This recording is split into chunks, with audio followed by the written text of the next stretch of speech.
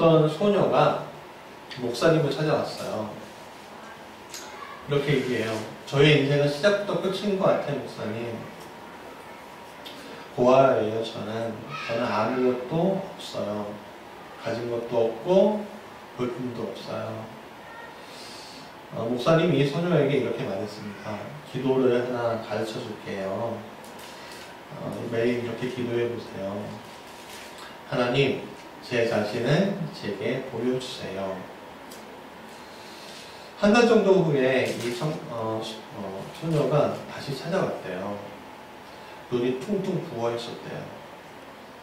목사님에게 기도를 배운 다음에 배운 대로 기도할 때 하나님께 제 자신을 보여달라고 하였습니다.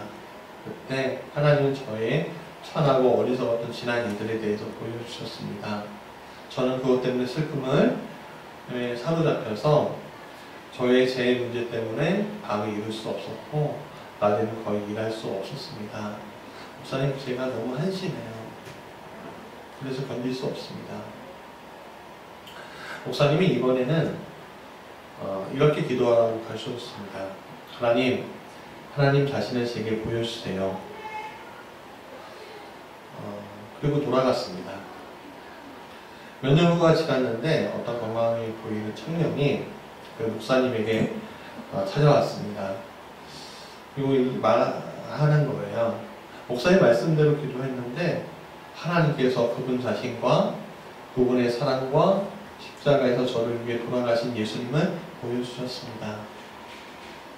그러자 저의 모든 죄의 짐은 사라지고 저는 행복한 그리스도인이 되었습니다. 감사합니다. 우리가 지난주에 성령의 사역에 대해서 두 가지를 배웠습니다. 첫 번째 뭐죠? 같이 읽어볼까요? 시작. 하나님 성령님은 세상의 죄를 깨닫게 하십니다. 두 번째 시작. 성령님은 세상의 의를 깨닫게 해주십니다. 예수님을 통해서 나타난 하나님의 놀라우신 의를 깨닫게 해주시는 성령님, 우리의 죄를 깨닫게 해주시는 성령님에 대해서 우리가 배웠죠. 오늘 세 번째 성령의 사역에 대해서 배우려고 하는데 같이 읽어볼까요? 시작. 성령님은 세상의 심판을 깨닫게 해주십니다. 우리가 8절 다시 한번 읽어볼까요? 시작. 그가 와서 죄에 대하여, 의에 대하여, 심판에 대하여 세상을 책망하시리라. 여러분, 심판에 대하여 세상을 책망하신다고 예수님은 성령의 사역에 대해서 말씀하고 계십니다. 오늘 우리는 심판이라는 단어에 대해서 어떻게 생각하십니까? 많은 사람들이 이 심판에 대해서 굉장히 거부감을 가지고 있습니다. 심판이라는 단어를 던지면 구시대적인 발상 아니야? 라고 얘기하고요. 때로는 거부감 이상의 것으로 대하기도 하고 그 감정을 느끼기도 합니다. 그런데 성경에서 이 심판이라는 단어로 번역한 곳이 총 207권이 나옵니다. 근데 그 중에서도 성경 구약에서는 118권이 나오는데 원어로는 정확하게 마슈파트라는 단어로는 424회를 쓰고 있습니다.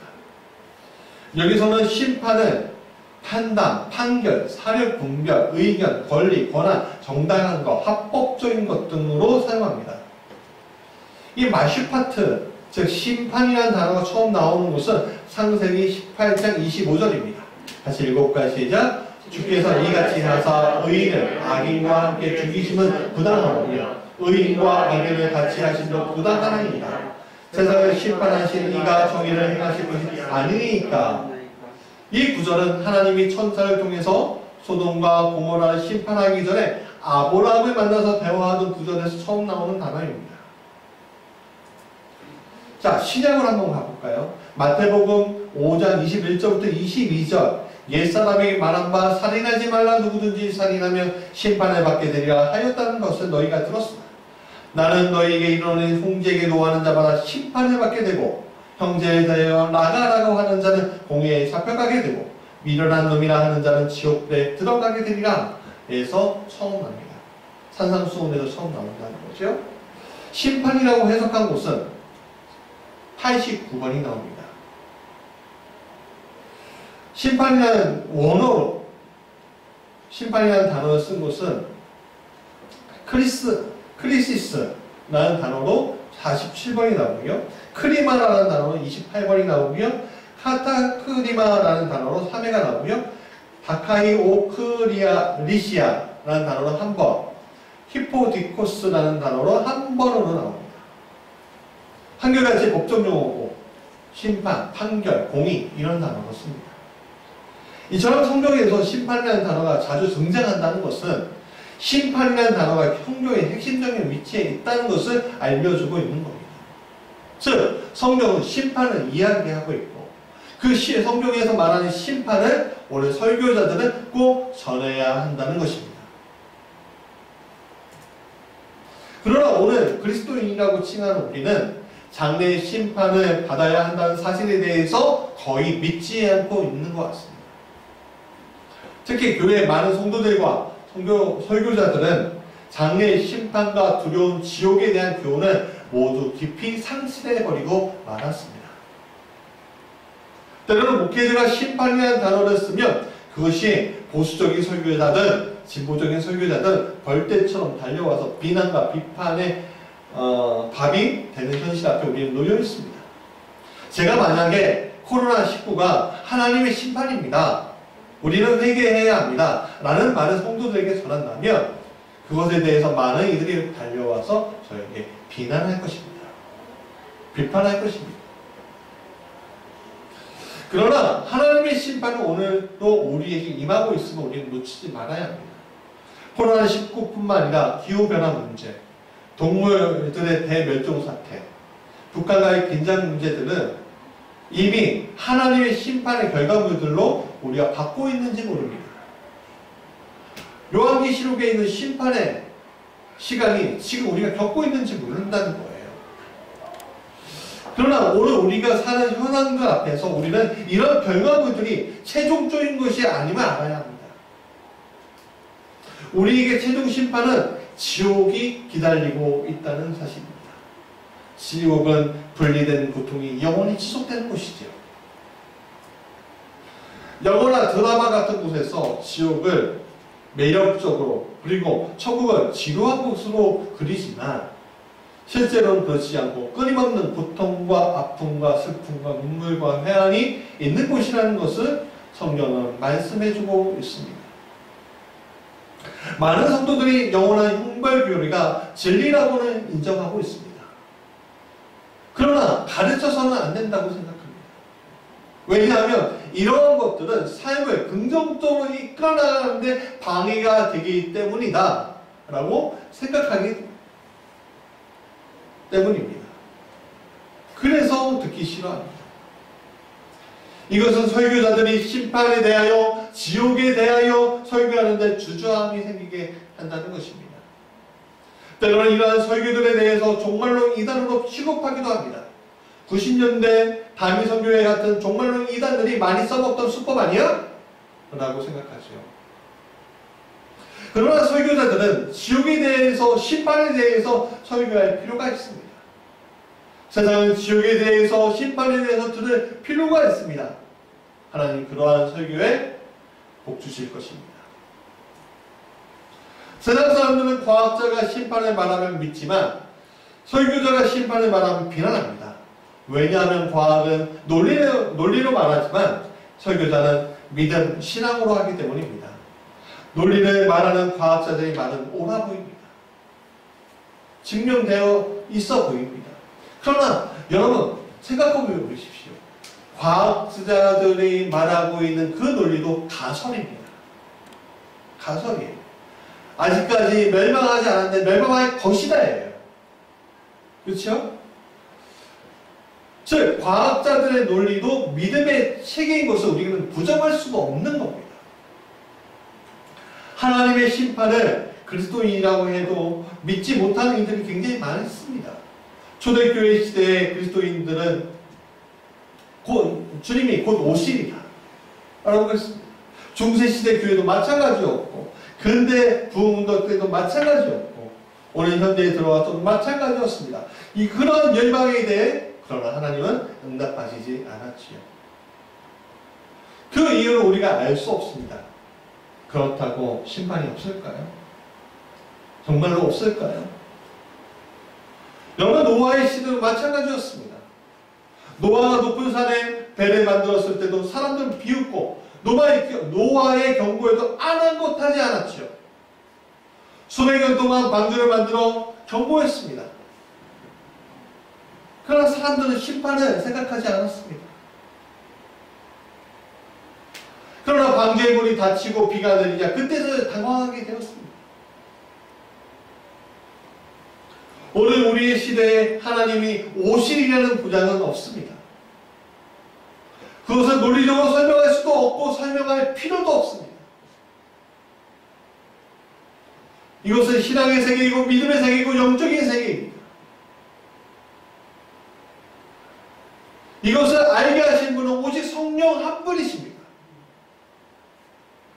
성령님께서 우리에게 그것을 보여주셔야만 우리가 그것을 알 수 있는 것입니다. 성령님은 우리를 성령의 충만함으로 이끄실 때 우리는 세상의 심판이 무엇인지에 대해서 알게 되는 것입니다. 하나님의 영광스러운 아들 예수 그리스도께서 부활하신 위엄과 영광에 대한 계시를 받고 그와 같이 영광스러운 구주를 거부하는 무서움에 대한 계시를 받았습니다. 사람이 이 영광스러운 구주를 영접하지 않는다면 예수 그리스도를 영접하지 않는 자들이 처할 영원한 운명에 대해 하나님의 말씀 속에서 나타나는 가장 두려운 모든 말씀이 이 땅의 모든 사람에게 임하게 될 것입니다. 그것을 성령님께서는 비로소 깨닫게 하신다는 것입니다. 즉 성령이 아니면 이건 믿을 수가 없고 성령이 아니면 이것을 깨닫지 못하는 거예요. 성령께서 우리에게 오시면 이 모든 것이 깨달아진다고 우리는 확신할 수 있습니다. 왜냐하면 오늘 우리에게 지금 임한 성령께서 그것을 알게 해 주시기 때문입니다. 우리 그것을 알고 있기 때문입니다.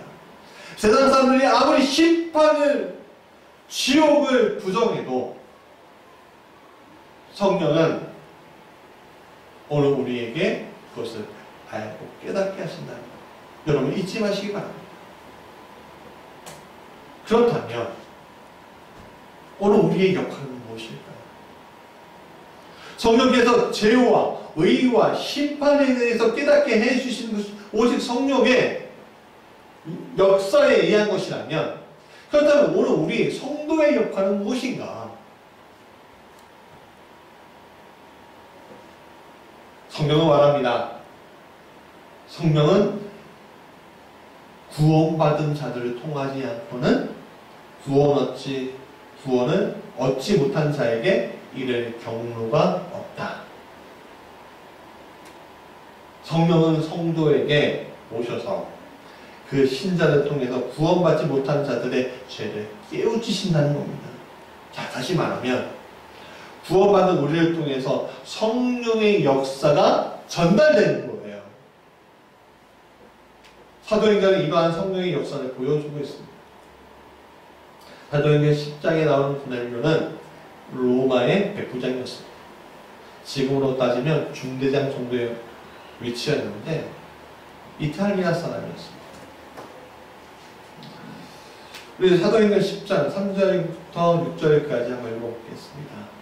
하루는 제9시쯤 되어 환상 중에 밝게 보매 하나님의 사자가 들어와 이르되 고넬료야 하니 5절 내가 지금 사람들을 옆바에 보내어 베드로라 하는 시몬을 청하라. 그는 무도장이 시몬의 집에 유숙하니 그 집은 해변에 있다 하더라.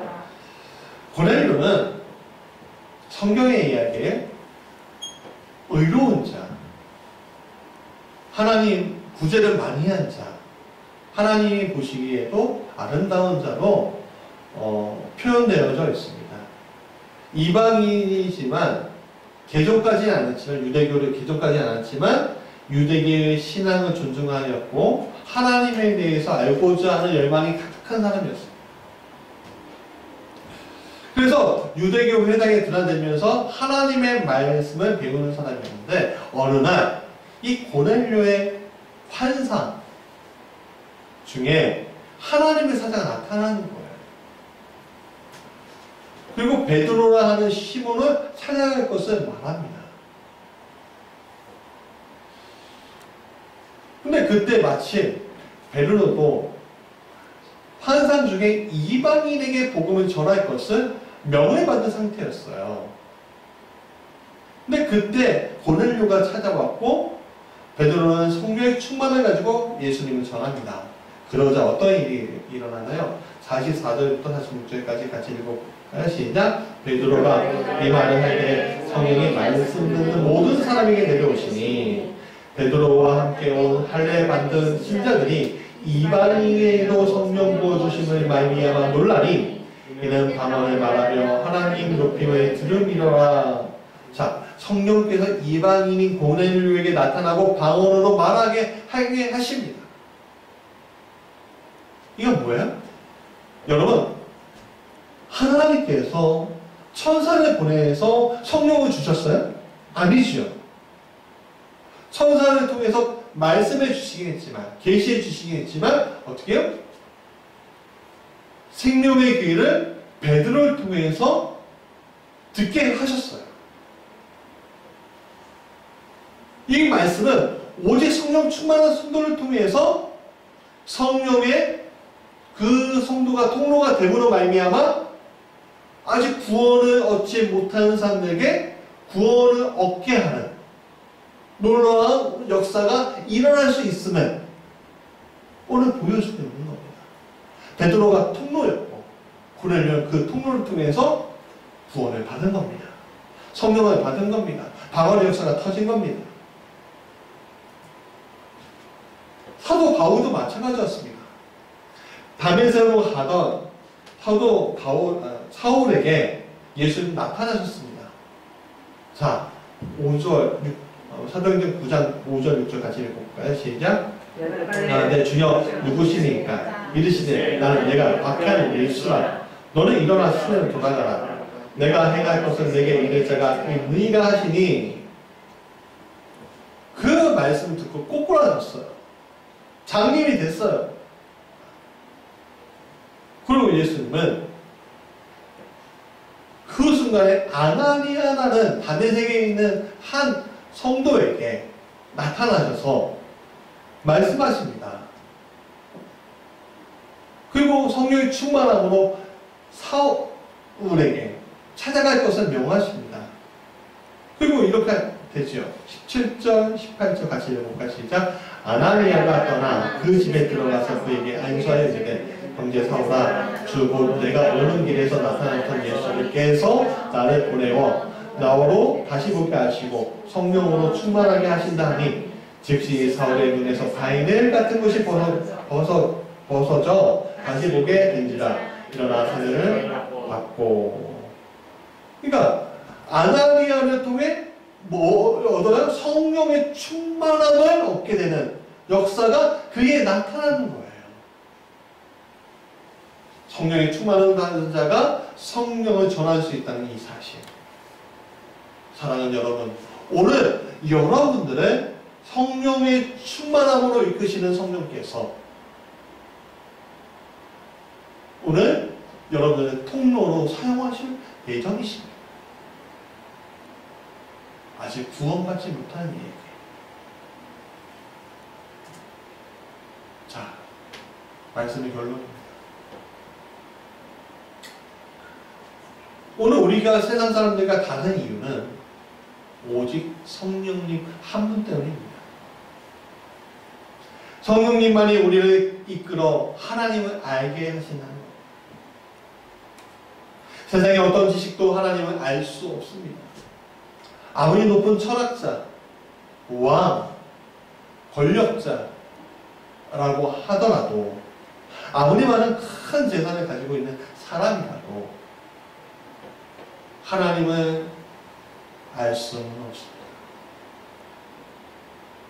만약에 그들이 겸손하게 하나님께 와서 무릎 꿇고 성령을 받는다면 뭐랄까? 그들의 아는 지식으로, 권력으로, 권위로는 도저히 알 수 없는 게 바로 하나님이십니다. 성경을 아무리 읽어도 성령님이 열어주지 않으면 그냥 성경은 책일 뿐입니다. 그렇기 때문에 우리는 성령님을 내 마음에 모셔야 하는 거지요. 성령님을 내 마음에 모셔야 합니다. 성령님이 오시지 않으면 성경은 아무리 읽어도 잠이올 수밖에 없는 책인 것이죠. 성령님이 오지 않으시면 오늘 우리가 아무리 교회에서 봉사한들 의미가 없는 것입니다. 의미를 찾지 못하는 것입니다.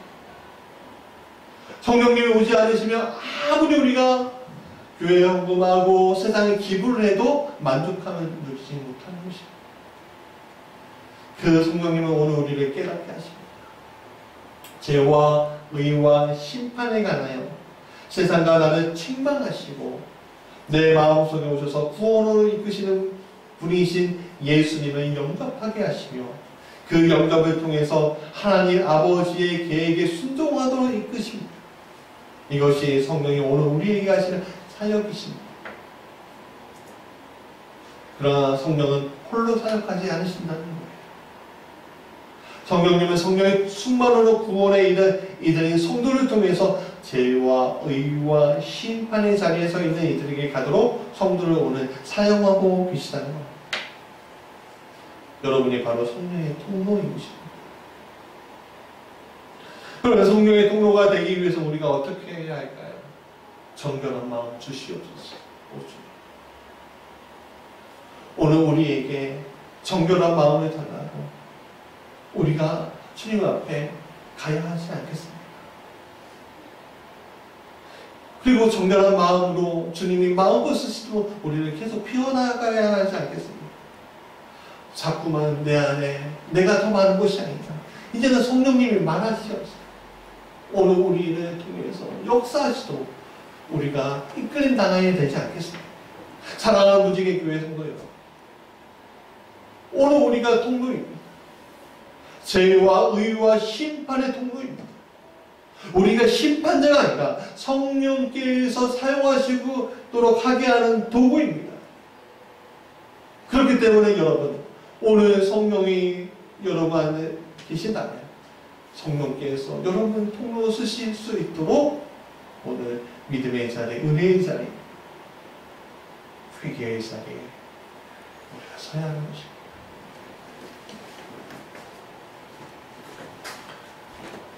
우리가 특별히 잘나서 그런 일들이 일어날까요? 아니죠. 오늘 우리는 특별히 잘나서 이런 일이 일어날 수 있게 하는 사람이 아닙니다.